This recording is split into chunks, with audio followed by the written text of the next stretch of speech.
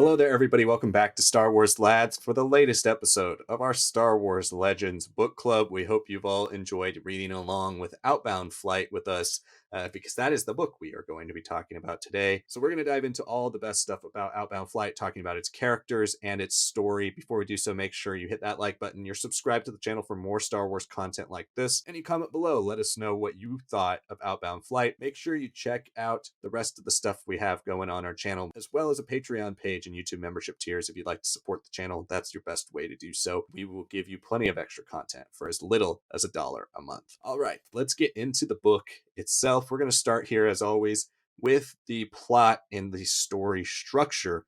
Let's talk here about just the way Timothy Zahn wrote this novel. And let's start with you, Sanak. What were your thoughts on the way Outbound Flight was written? Yeah, I felt like a lot of the story, and this is probably one of the Star Wars novels that I've read repeatedly the most. It feels a lot more of like a framework. When I say framework, I say it because like it doesn't always feel like a true prequel to me to Survivor's Quest. And in some ways, I think that does limit how effective the plot can be because there are leaps of convenience that it makes at times. I felt like the first half was really well written. You use these different plot elements that Palpatine slash Sidious is controlling behind the scenes while still allowing their characters who are in Chiss Ascendancy space and to engage with Thrawn, kind of peel back the layers.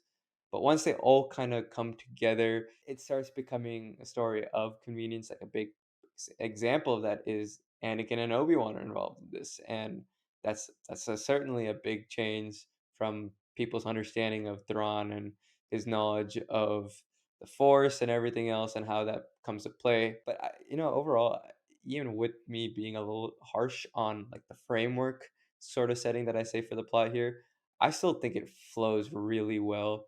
Again, that first half is a brilliant read to me. I think that's what makes it so addictive.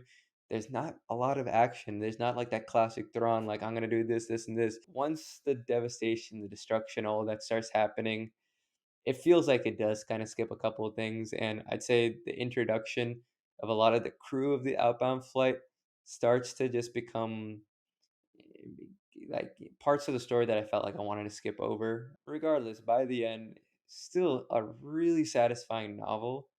I just wish that it was like 2 maybe, because there's just that much there. It's a plot that works for me, and I don't know if it's just like my nostalgia for it that's making me so pleased about the story. It just ultimately works, and I don't know why. Everything's telling me it shouldn't, but it just does. Piggybacking off of that point about the pacing of this book, I do think it's a really well paced book, despite it being almost 500 pages. You're mostly seeing Thrawn having conversations, learning, seeing the way he manipulates and operates. He is much more politically refined than he is in the canon versions, and this is going to be an interesting perspective from me because I haven't touched this book in 10 plus years or more, and since then have read all six of Zahn's canon books, especially Ascendancy, and I would say Thrawn Alliances pair the most closely with this. There are a lot of things that Zahn constantly is bringing from his other material and plugging from past stuff and into the newer stuff. Like you can kind of read all of Zahn's material and it doesn't really contradict itself because he seems to keep such a tight head canon that you can never really find inconsistencies in his story. I felt like there sometimes it bit off a bit more than it could chew. I think the story overall is really interesting, and I thought, as usual, was on. It's incredibly well written, but it is there are certain chunks of the story that I feel like don't get as much due as other chunks. Specifically for me, it was the outbound flight story. I think we focus a lot on the Thrawn story with him learning basic and teaching Chun to Car'das, or the politics between him and his brother and Ar'alani and the rest of the Chiss Expansionary Defense Fleet, learning about some of Thrawn's past. We have all that going on, while at the same time, we have this C'Baoth conflict going on. We're trying to build out and flesh out his character because he's a character we haven't touched since the Thrawn trilogy. But he kind of gets relegated in the middle of this book and towards the end of this book until ultimately the final conflict with him. I was left feeling like I wanted more C'Baoth, but also as much of Thrawn as we got, I wanted more of him too. This felt like it was too much for one book. Could have easily been spread out across a couple. I think specifically the Outbound Flight Project could have been spread out. I think even one book just about C'Baoth and getting that conflict off the ground might have been all right, and then pairing it with Thrawn later. This book either needed to be about another 100 pages long or divided into two. But let's talk about the characters of the story because it does have a pretty big cast of characters. As we mentioned in the previous section, there are three main characters that carry across the entirety of this novel. First is Grand Admiral Thrawn, or here he is Commander Thrawn of the Chiss Expansionary Defense Fleet. We also have Jedi Master Jorus C'Baoth, and then we have Jorj Car'das, also a returning member of Zahn's canon. And so we have these three main characters. They all have about equal number of page time, and maybe C'Baoth a little less than the other three, but there's a big supporting cast full of other Jedi, of other players in the Chiss Expansionary Defense Fleet, other separatist antagonists as well. He really tries to connect everything from prequels and original trilogy and really the entirety of the EU together here.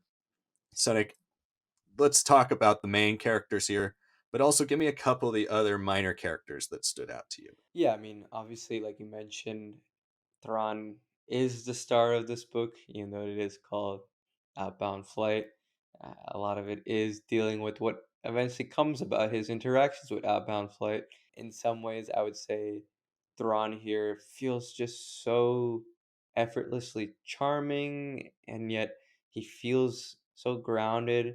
There are moments where he's genuinely strained from the activities that he's working on, and characters like Jorj Car'das notice that, like Marin notices that, right? Like he feels arguably the most Chiss that he's ever been, right? I guess human isn't really the right word here. I understand him as a person. I can understand that he's not just like this walking supercomputer that understands things just from art. Like, yes, he is all those things, and we get to see that in action here, but he feels like a genuine person.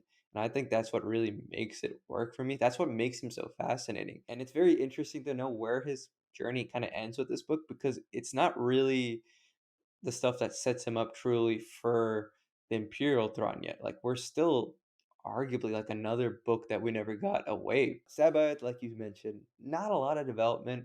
We do get to see a lot of the qualities that are there in the clone of Jorus, right?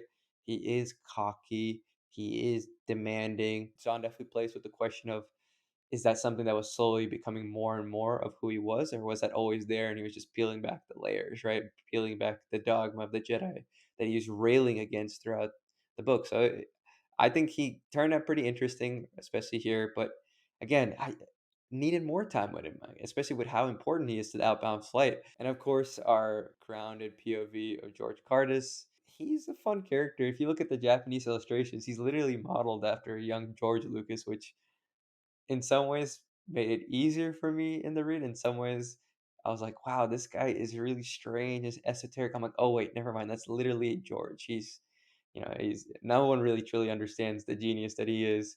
He was always considered a little bit socially awkward. And I felt like a lot of those qualities were in Jorj Car'das. Like, he loved learning and connecting with Thrawn. That's a big part of his character. And yet he's, you know, unable to pick out some pretty obvious cues here and there until the last minute. He definitely was the reason why I thought a lot of the early POV and chess space worked for me.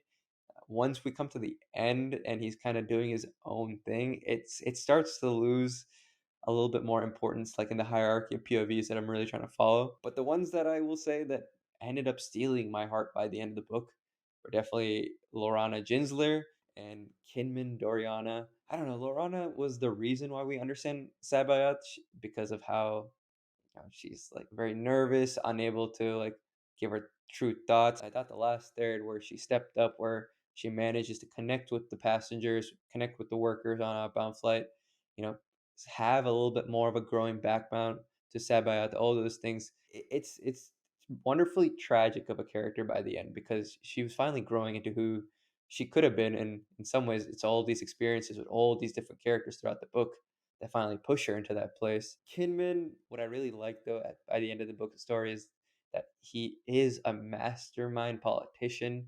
He's very aware of who he's interacting with Thrawn, with Sidious, with Palpatine, and he just understands like future stakes. He understands the depth of the people he's working with. It definitely feels like a little bit of Zahn inserting himself and having fun with it and being like, you know, maybe I want to just double down and saying like even the villains in the story understand the value of Thrawn. So I thought that was really cool about him. I mean, I ended up just really loving all the characters overall, but they all needed so much more time. I agree with that last point quite a bit for the ancillary characters.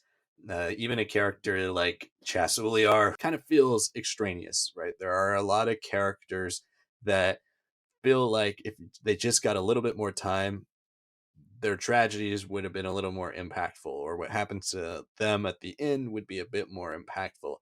I felt that way a bit about Lorana as well. I felt like she's interesting character, complete opposite of C'Baoth, but ultimately, she doesn't get the page time to really explore her. As for Sabayoth, though, I loved what we got. I thought it was all great. I love his pairing with Anakin as well.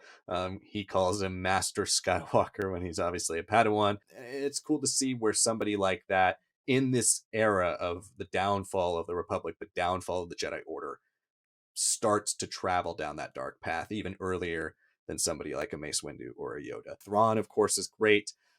Definitely the most human version of Thrawn you see in the entirety of Star Wars Legends. That definitely carries over to what Zahn wanted to do with him in canon, considering this is the last time Zahn wrote a book that had Thrawn as the lead POV until canon.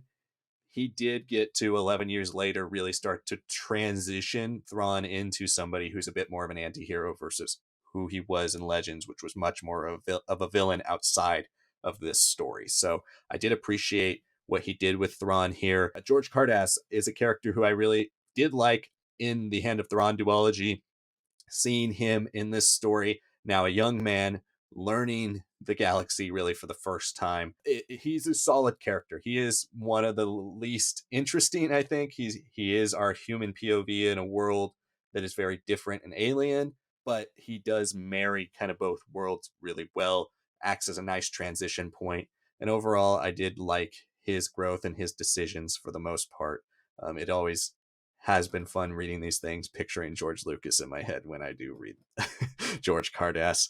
And then on top of that, the Chiss characters. I did like what they did with Thras and Ar'alani. Ar'alani, very different than who she is in canon now. Much more stern, much less on Thrawn's side, although towards the end of this book, it's revealed that she is kind of trying to protect Thrawn. I appreciate what they did with Thras to give him a bit more of a humanized side as well. It's almost like Thrawn is bad cop, Thras is good cop. They have a dynamic that works really well for Thrawn being ruthless, kind of do whatever's necessary approach. Thras is kind hearted. He is compassionate for families and children he's never met before. And then the last people I want to talk about are Obi-Wan and Anakin, who frankly, this was one of my bigger problems with the book. It was traditional legend storytelling in the sense that it's like, we need a recognizable character in this story. So they throw Obi-Wan and Anakin in there. Personally, I felt like there was nothing in the story that really justified their appearances. There are great scenes between them and C'Baoth, and I wanted more of that. But by the time you get like to the third act, and Palpatine just randomly appears because they can't have Anakin die, so they're like, "Yeah, you guys got to leave," and then they never show back up again. I thought they would at least show up at the end for some type of aftermath type thing, like searching for the outbound flight or what happened to it, a little epilogue. Never show back up again. All right, let's wrap up our review here with a score out of 5. Final thoughts, Sonic. What would you rate Outbound Flight in your final score? Talking through the characters, it's so easy to see why this becomes a very underrated and beloved book in Legends. At the same time, like we're saying, a lot of this book does chew off more than it can handle. What it does produce is still really good, but you can see like the moments where it's like, well, maybe it's missing a little bit, or yeah, man, if it just did a little bit more here, it would reach glory, right? I'm gonna give it a 4 out of 5 still. I really do love this book. I think some of the nostalgia that I thought would have like faded away from reading has only been strengthened further. I always want to do a different rating than you, but I'm going to go with the same thing. It was a 4 out of 5 for me when I read this. I feel like Outbound Flight is a great story. I really enjoy when you boil it down, especially in the vein of the prequels. When you boil down these stories, it's a great story. The characters, the lead characters, all of them are great. They all have great moments, a lot of really good turns, good development, good growth. Outside of that, I do agree. It bit off more than it could chew. But thank you so much for watching this video. As always, we want to hear your thoughts in the comments. This is a Legends book club, so we want to know what your thoughts were when you read Outbound Flight. Make sure you hit the like button, really helps us out. Of course, subscribe if you want more Legends reviews like this. We do review one Legends book or comic book every month to 6 weeks. We also are going to be doing live discussions on our Patreon and YouTube membership tiers. So if you are interested in that, you can go subscribe for as little as $1 a month. Thank you so much for watching this video, and we will see you all in the next one.